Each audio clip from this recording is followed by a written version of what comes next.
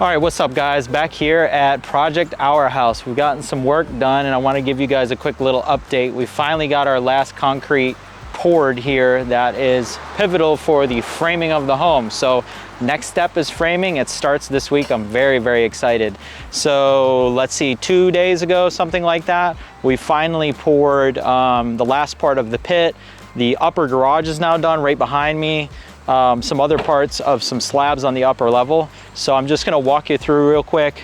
I'm super excited to get this framing done. This is now gonna make it actually look like a house. We've been doing prep work and foundations and concrete and retaining walls and all that stuff since April. So it's a lot of work that went into getting this house out of the ground from a foundation perspective, and I'll touch on a couple of those points today. This is a lot more complicated than any of our other regular builds, just because the quantity and the complexity of what we needed to get done. So let's check that out real quick. So obviously in this build, you have, just like any other house, the foundation itself, which is, you know, the basement walls, the footers, or the actual foundations. So down below, you can't see them, are the actual footers, and I'll show you a picture of what the footers look like when we were building them. Once you get the footers in the ground and that concrete poured, you can then do the basement walls, right? So that's step 2. After you do the basement walls, you can come through and you can do the slabs, the part that goes on the ground. So it's a 3-part process. There's 3 different pours. So on this house, we had to do the foundations for the initial pour, then the foundation walls, which was complex, then the slabs. Now, because we have so much going on in the basement, we got the turntable, we got the in-ground lift, we're gonna have to do slabs in phases back then. So when we were doing the foundation walls, we actually did the foundation walls for the pit itself. So that was part of the second phase. Third phase was putting the slab in. Then after we got the slabs put in, we got to do all this steel. The steel had to go on top of the slabs. So while the steel guys were building all this out, and it took almost a month for them to finish it all, and there's still actually a couple little things they need to button up that they were waiting on us to do some other work. They got all this steel done, and in that time, we had to do this retaining wall behind me, okay? So this retaining wall here was disconnected and separate from the house. This retaining wall had to be poured at a later date. We could not pour it together with the house and the foundation walls and the footers of the house just because we didn't have any room. There's nowhere to put all this dirt. I mean, back here behind us, in this area back here, you might remember seeing mountains of dirt. And then also in the front yard up here, we had huge piles of dirt because we dug it all out for this foundation. We can't get rid of it because we have to push that dirt back up against the walls of the house. After we pour them, after we waterproof them, after we put stone and drainage along the bottom, then we can put the dirt in. So it took a while to get the foundation in because we had to first do the footers, do the walls, do the slabs, do the waterproofing and drainage. Then we had to backfill the dirt, get all this dirt out of the way. Then over here behind me, we could start digging for the retaining wall, right? So we had to take all that dirt out of the side of the house and put it somewhere else. So we staged that in the back, we took some away.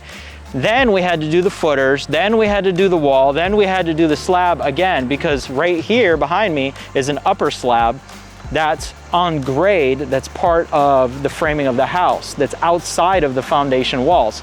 So to get that slab done, we had to finish the retaining wall, footers, walls.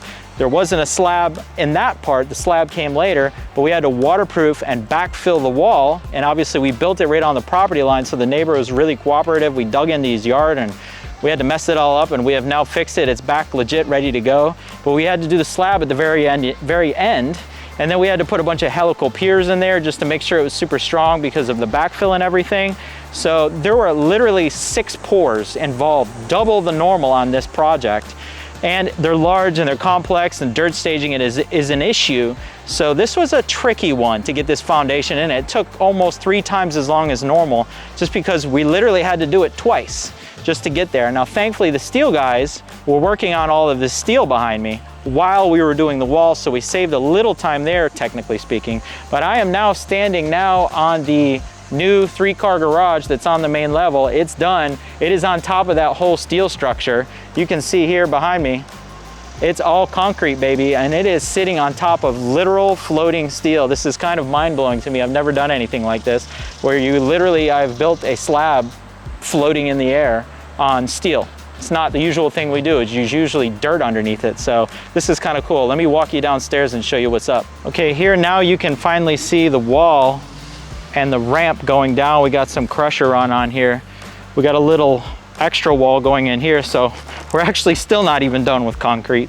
We've got another at least 1 to 2 more pours because we got to do the slab down here as well for the turntable that goes in after, but you can kind of see the grade now. It's mostly dialed in, still a little rough, but just above us, there's the steel structure and there's the 3-car garage. So there's a big old concrete slab on top of that. We got it all cleaned up in here now. Our pit bottom is finally done. The rest of this pit the slab for this pit will go in after the turntable is in, so we can get the trim ring in and get it dialed in super perfect.